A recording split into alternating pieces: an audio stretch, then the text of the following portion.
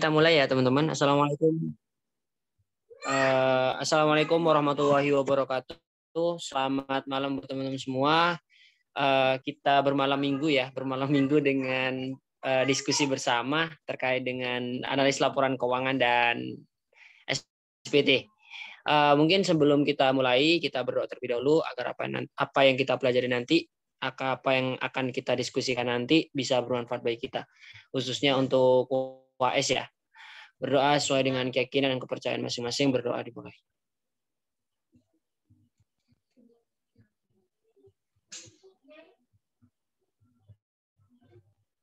Selesai? Oke, teman-teman, kita mulai ya. Di ALK setelah kita mempelajari di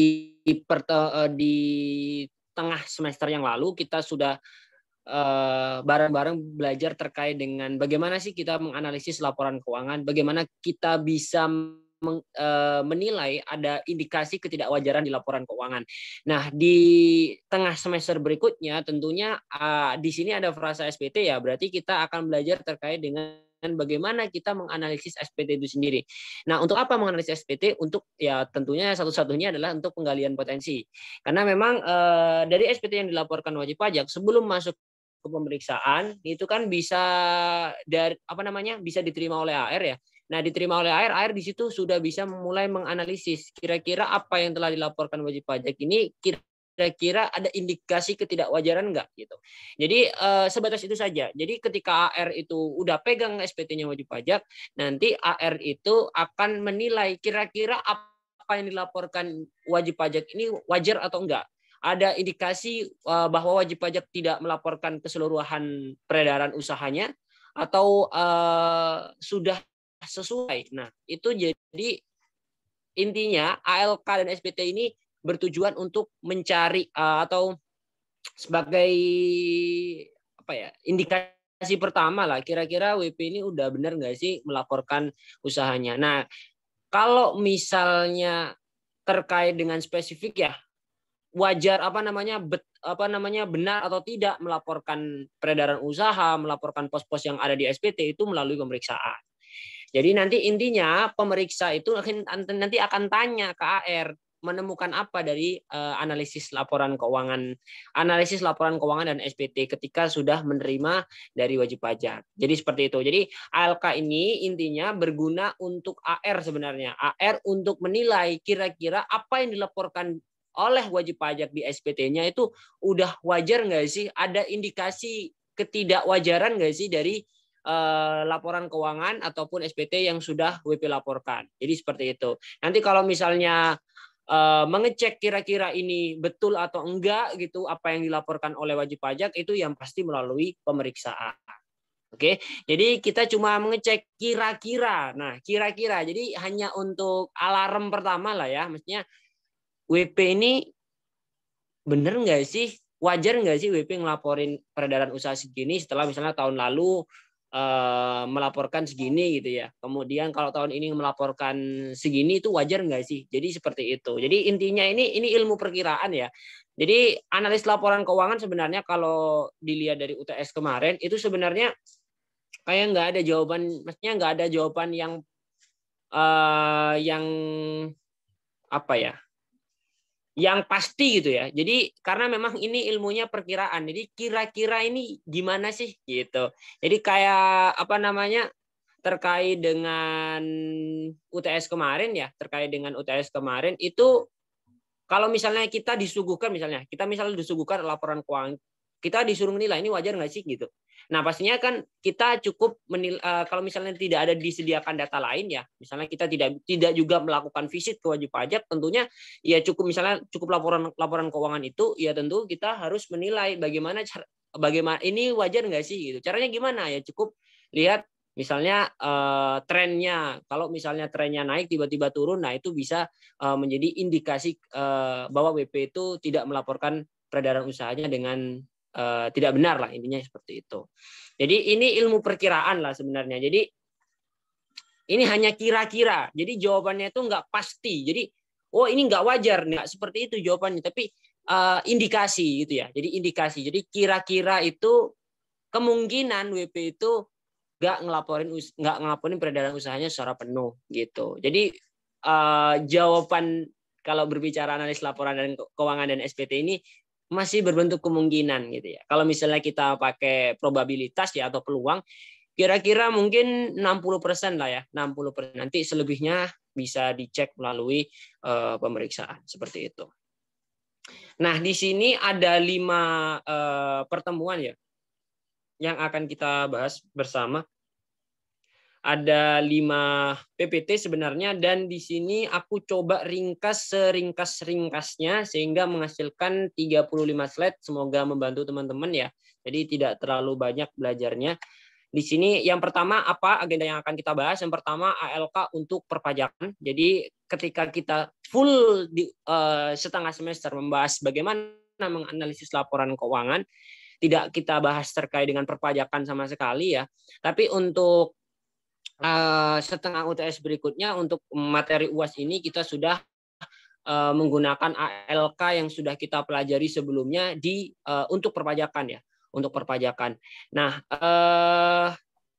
yang kedua kita akan mempelajari bagaimana kita bisa menganalisis penghasilan, kemudian analisis HPP, kemudian analisis biaya usaha, analisis peredaran usaha dan biaya usaha untuk WP final, dan analisis hubungan istimewa. Nah, jadi intinya untuk poin 2 ya, ini kita sudah kan kalau misalnya yang ini kan kita bahas secara umum saja ya, ALK untuk perpajakan lah ya. Ini gimana kita menganalisis laporan keuangan dan SPT untuk penggalian potensi. Itu secara umum aja gimana prosesnya. Tapi kalau sudah yang poin 2 itu kita sudah masuk ke pos-pos yang ada di SPT. Kira-kira misalnya pos penghasilan itu udah bener nggak sih? Bukan udah bener ya, udah wajar nggak sih WP itu ngelaporin segini gitu. Kemudian ada HPP, ada biaya usaha, ada peredaran usaha dan biaya usaha untuk WP final, dan semuanya untuk apa? Satu, penggalian potensi. Jadi penggalian potensi. Kira-kira dari apa yang telah dilaporkan BP, kira-kira ada potensi pajak yang belum dilaporkan nggak sih? Jadi seperti itu. Caranya pakai apa? Untuk poin 2 sampai 4 ini kita cukup pakai ekualisasi. Ekualisasi sebenarnya itu adalah teknik pemeriksaan pengujian secara tidak langsung ya. Teknik ini sebenarnya teknik pemeriksaan ya. Tapi ini kita pakai untuk apa? Untuk menilai sehingga kita bisa tahu, wah WP ini sudah melaporkan peredaran usahanya secara keseluruhan. WP ini masih ada misalnya 20% peredaran usaha yang belum dilaporkan ketika kita melakukan ekualisasi. Jadi betul ya kalau misalnya tadi bicara bahwa ekualisasi jadi banyak menjadi sengketa pajak di pengadilan pajak, karena memang ekualisasi ini kalau sebenarnya bukan spesial untuk pemeriksaannya, karena memang pemeriksaan itu kan harus menggunakan metode langsung dulu, baru kalau misalnya metode langsung tidak bisa digunakan baru harus menyertakan alasannya kenapa nggak bisa, baru kita menggunakan metode tidak langsung. Jadi seperti itu. Jadi lebih tepatnya metode tidak langsung berupa ekualisasi ini digunakan untuk ALK ya. Kalau untuk pemeriksaan itu disarankan untuk menggunakan metode langsung. Jadi seperti itu. Karena memang kalau misalnya menggunakan metode langsung itu rentan ya, kayak tadilah sesuai dengan kuliah umum tadi bahwa ekualisasi ini salah satu materi sengketa yang cukup banyak diajukan oleh WP ketika pemeriksa menggunakan metode tersebut untuk pemeriksaan. Seperti itu. Jadi ekualisasi ini kalau menurut aku sih lebih tepatnya digunakan untuk ALK ya. Tapi untuk pemeriksaan juga tepat sih, nggak masalah. Tapi tetap pemeriksaan ya tetap harus menggunakan metode langsung selama metode langsung itu bisa dilakukan. Jadi seperti itu. Jadi tapi untuk ALK ya nggak masalah, karena memang ALK kan cuma menilai indikasi gitu ya. Ini kira-kira, nah gitu. Nah nanti data kira-kira itu nanti akan dipergunakan oleh pemeriksa pajak ya untuk melakukan pemeriksaannya. Jadi bisa membantu pemeriksa pajak untuk melakukan pemeriksaan. Jadi seperti itu. Jadi hasil kira-kiranya kita gitu nanti akan dilakukan ditindaklanjuti oleh pemeriksa dalam saat proses pemeriksaan. Kalau pemeriksaan kan bisa langsung visit ya ke WP-nya gitu kan. Jadi seperti itu.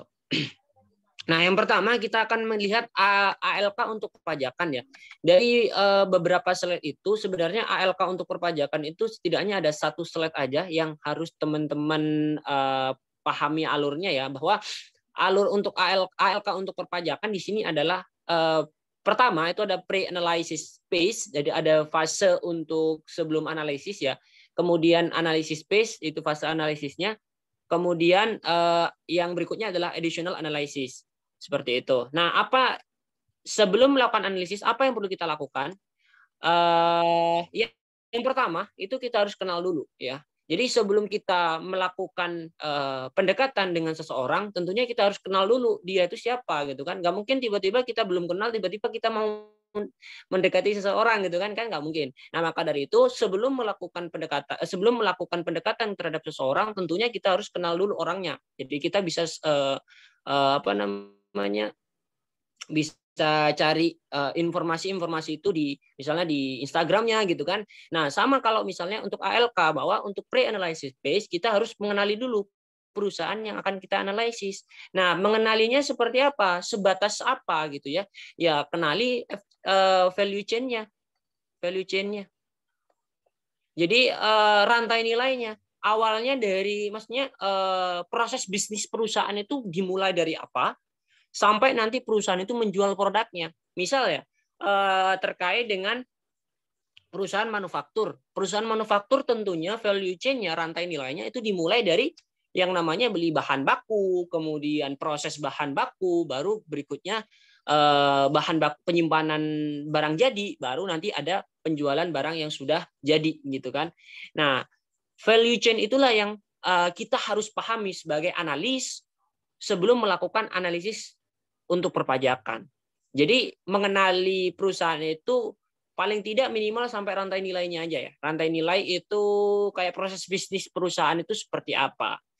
Nah, berikutnya di step 2 itu cari sebanyak-banyaknya data internal, data eksternal. Data internal banyak di SIDJP ada. Kemudian di apa namanya?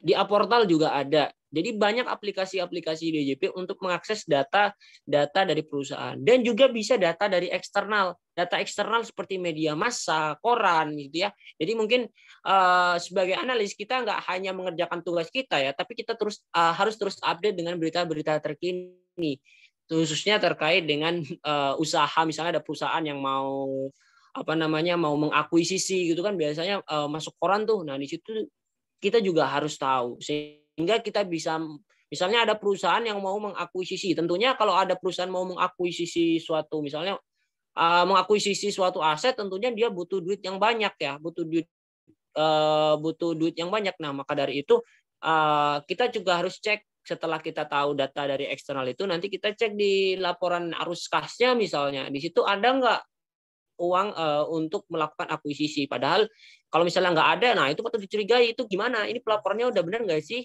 Padahal di laporan arus kas, di media massa dibilang bahwa dia mau akuisisi, tapi ternyata di laporan arus kasnya tidak ada. Nah itu kan menjadi pertanyaan juga. Nah tentu itu nanti data berikutnya harus ditanyakan kepada WP. Ini gimana Pak? Katanya di media massa tahun 2020 mau akuisisi, tapi ternyata di laporan keuangannya nggak ada. Nah itu kan jadi sesuatu yang menjadi tanda tanya lah gitu ya. Nah kemudian yang step 3 itu kita juga perlu mengenali transaksi-transaksi afiliasi. Afiliasi itu hubungan istimewa, transaksi-transaksi dengan pacarnya, transaksi-transaksi dengan istrinya gitu ya, transaksi-transaksi dengan grup usahanya.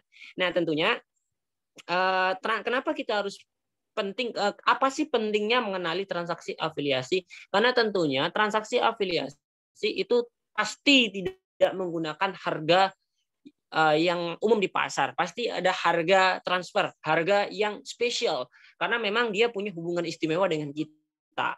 Sama seperti yang telah dianalogikan oleh Pak Givi kemarin ya, bahwa kalau misalnya kita mau jual ke misalnya orang tua kita, ya tentunya kita nggak mungkin dong jual dengan harga yang ada di pasar. Pastinya harga yang spesial kan gitu, karena memang orang tua kita punya hubungan istimewa dengan kita. Sama dengan perusahaan, bahwa perusahaan tidak mungkin melakukan penjualan barang dengan pihak afiliasi pakai harga yang ada di pasar. Tentunya ada harga yang dipakai ya harga yang istimewa, harga yang spesial. Nah, maka dari itu pentingnya mengenali transaksi afiliasi, bahwa ketika ada perusahaan bertransaksi dengan grup usahanya, bertransaksi dengan pihak yang punya hubungan istimewa, maka di situ pasti menggunakan harga transfer. Kita cek pelaporannya.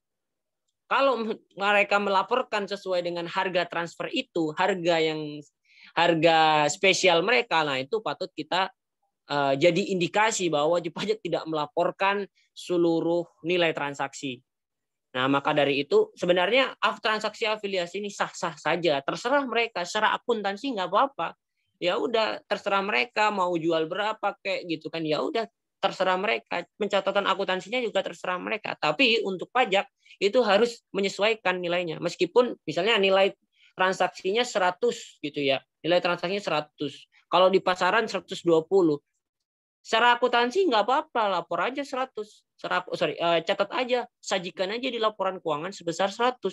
Catat di jurnal 100, sajikan di laporan keuangan 100. Tapi kalau udah masuk ke dalam pelaporan SPT, nggak boleh 100. Kita harus tetap melaporkan 120, karena memang di pasaran harganya 120. Jadi itu pentingnya kita harus mengenali transaksi afiliasi. Sebenarnya di SIDJP udah ada sih jaring-jaring grup usaha. Jadi nggak perlu kita mencari. Jadi intinya ada juga jaring-jaring gitu ya. Kayak di Probis di slide terakhir kan. Ya, di Probis slide terakhir itu ada pertemuan pertama slide terakhir kalau nggak salah. Itu ada tuh kan jaring-jaring usahanya itu diambil dari SIDJP. Gitu ya. Itu adalah pre-analysis phase. Jadi sebelum kita mendekati seseorang, kita kenali dulu, kita cari datanya dia sebanyak-banyaknya, dan kita cari apakah dia punya pacar atau enggak gitu. Kalau jadi itu penting ya, 3 data itu. Pertama, kenali perusahaan yang dianalisis, cari data sebanyak-banyaknya dari data internal, data eksternal. Data internal bisa dari data SIDJP, data PIB, data e-faktur gitu ya. Data eksternal mungkin dari media massa atau exchange of information atau pertukaran informasi perpajakan antar negara, itu juga bisa. Dan step yang ketiga adalah kita harus kenali apa saja transaksi yang berkaitan dengan transaksi afiliasi. Karena memang kita harus cek. Kalau ada transaksi afiliasi, dia udah bener nggak sih lapornya? Kalau transaksi afiliasinya 100, ternyata di pasaran harganya 120, maka di SPT wajib dia lapor 120. Seperti itu. Nah, untuk analisis base, pertama itu kita paling mudah kita pakai GPM untuk indikator gejala kesalahan. GPM itu gross profit margin. Rumusnya gross profit dibagi sales. Nah, kita cek ini benar nggak sih gross profitnya gitu. Nah, gross profit ini itu tidak akan fluktuatif secara jauh gitu ya, secara signifikan jika tidak ada faktor perekonomian, tidak ada faktor-faktor lain ya. Contoh, kalau misalnya tidak ada sesuatu ya, maksudnya ekonomi ya fine-fine aja gitu kan. Ya gross profit margin seharusnya itu jalannya itu harusnya gini, lurus ya. Maksudnya nggak lurus sih, bisa fluktuatif gitu ya, tapi fluktuasinya nggak terlalu jauh. Nggak mungkin tiba-tiba ekonomi fine-fine aja GPM-nya 2016 segini, 2017 segini, 2018 segini. Nah, tentunya itu sudah tidak wajar. Nah, maka dari itu bisa jadi indikator bahwa ada sesuatu di SPT yang dilaporkan oleh wajib pajak, sehingga nanti bisa langsung jadi bahan untuk pemeriksaan. Seperti itu. GPM ini intinya gini, ini GPM ini sangat sensitif terhadap perubahan ekonomi ya. Jadi kalau ada ekonominya fine-fine aja, dia fluktuasinya nggak terlalu jauh gitu kan. Tapi kalau misalnya perekonomiannya turun seperti ada pandemi COVID, nah di situ GPM-nya pasti akan turun, akan terkoreksi jauh. Jadi seperti itu.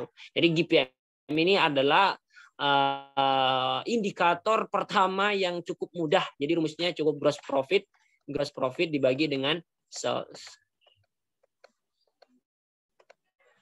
Gross profit dibagi dengan sales. Jadi kalau udah fluktuatif itu udah nggak wajar tuh.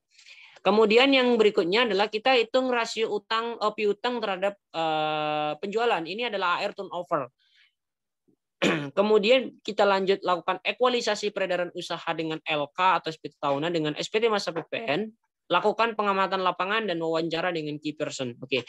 Jadi yang pertama kita hitung rasio piutang dagang terhadap penjualan.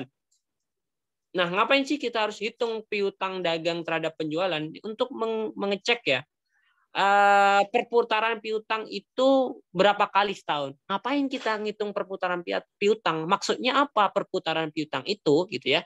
Nah, di situ, jadi maksudnya gini, piutang kita itu berapa kali berputar dalam satu tahun, itu maksudnya kita itu mempunyai, kita seberapa efektif sih kita bisa menagih piutang kita gitu.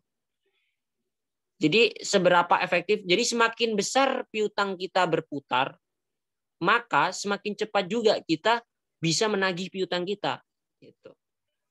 Jadi semakin besar piutang, semakin besar perputaran kita, perputaran piutang kita itu, maka semakin bagus lah ya, semakin berarti kita menunjukkan kemampuan kita itu lebih besar untuk menagih. Jadi kita bisa lebih cepat lah untuk menagih piutang-piutang kita. Itu adalah suatu hal yang wajar, kan nggak mungkin ya ketika kita menjual dengan piutang, kita nggak mungkin, kita kan pasti ingin dilunasi secepat-cepatnya kan, betul nggak? Nggak mungkin kan kita ya udah deh lunasin aja 3 tahun kemudian, ya udah deh 10 tahun kemudian lunasin aja, kan nggak mungkin seperti itu ya. Piutang dagang itu otomatis dalam 1 tahun itu harus dilunasi secepatnya gitu kan, karena memang piutang dagang ini kan ada aset lancar. Tentunya aset lancar ya paling nggak 1 tahun lah ya, masa 1 tahun buku lah. Jadi intinya kita kenapa harus hitung piutang dagang terhadap penjualan? Untuk ngecek efektivitas perusahaan untuk menagih piutangnya. Karena harusnya perusahaan yang normal itu pengen cepet-cepet piutangnya dilunasin. Nggak mungkin perusahaan itu ya udah deh piutang saya besok-besok aja dilunasin. Nggak seperti itu. Jadi itu ya untuk mengecek itu. Kalau misalnya ada perusahaan yang rasio piutang terhadap penjualannya kecil, artinya dia kurang efektif untuk menagih piutangnya. Dan di situ teman-teman harus sudah mewaspadai. Jadi di ALK ini skeptis itu sesuatu yang harus teman-teman pegang, meskipun itu nanti untuk audit kan. Tapi untuk ALK ini, kalau udah ada sesuatu yang nggak enak, ya misalnya kalau ada sesuatu yang sudah menunjukkan ini, wah ini nggak beres nih, nah itu teman-teman harus tindak lanjuti dengan apa ya, dengan tanya kepada WP gitu kan. Jadi seperti itu. Berikutnya ada lakukan ekualisasi peredaran usaha dalam LK SPT atau SPT tahunan dengan SPT masa PPN. Yang paling utama SPT tahunan dengan SPT masa PPN ya, karena kalau LK kan ya udah, LK kan cuma untuk lampiran aja, untuk pelaporan kan, tapi untuk pelaporan nilai-nilai yang ada di laporan keuangan kan tetap lewat SPT ya. Nah, ngapain kita lakukan ekualisasi? Ya untuk ekualisasi itu sebenarnya membandingkan apa yang udah dilaporkan di SPT tahunan dengan apa yang dilaporkan di SPT masa PPN gitu. Harusnya kalau WP itu benar-benar melaporkan gitu ya, benar-benar jujur melaporkan apa adanya, harusnya nilai peredaran usaha di SPT tahunan itu tidak jauh berbeda dengan SPT masa PPN gitu. Kalau misalnya nggak harus sama persis ya. Kemarin di soal kuis ada tuh, apakah harus sama persis? Nggak harus sama persis. Yang penting nggak berbeda jauh gitu. Jadi nggak harus sama persis, tapi nggak boleh berbeda jauh. Karena kalau ada yang berbeda jauh, tentunya pasti ini ada penghasilan atau peredaran usaha yang belum dilaporkan. Nanti terkait ekualisasi peredaran usaha kita akan bahas di berikutnya ya. Kemudian lakukan pengamatan lapangan, ini bisa visit ya. Emang AR bisa ya visit? Bisa. AR itu ada IQ-nya, salah satu indikator kinerjanya itu adalah visit ke wajib pajak ya. Visit ke wajib pajak. Kemudian juga wawancara dengan key person, wawancara dengan orang-orang seperti direktur utama perusahaan itu bisa dilakukan. Kemudian di step ketiga itu kita harus hitung rasio utang dagang terhadap pembelian. utang dagang terhadap pembelian. Di sini adalah account payable